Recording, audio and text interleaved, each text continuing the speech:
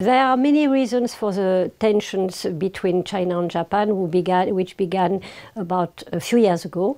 Of course, there are issues concerning energy resources in the East China Sea. There are also historical reasons. More importantly, maybe, we see the emergence of nationalist feelings both in Japan and in China. And the most important problem, in my view, is that the fact is that in China, the regime did not make its political transition yet, and it is more and more relying on nationalism to legitimate its position without political reforms.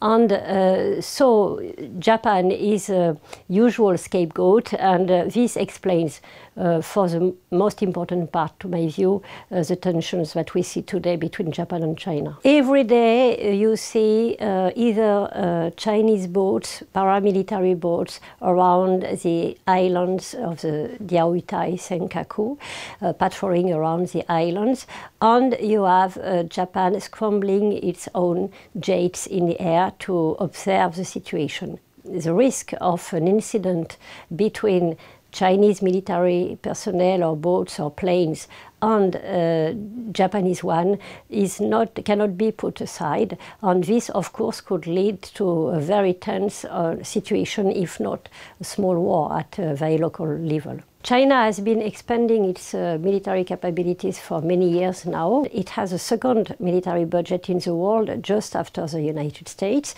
So the significance of Chinese military capabilities are there. However, of course, if there is a war, and especially if the US, United States do intervene, what they say they would do, the chance for China to win that war are almost null.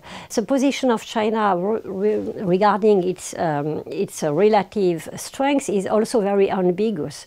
On one side, China wants to play among the other big powers. It has a veto right at the United Nations Security Council, which is a very important element.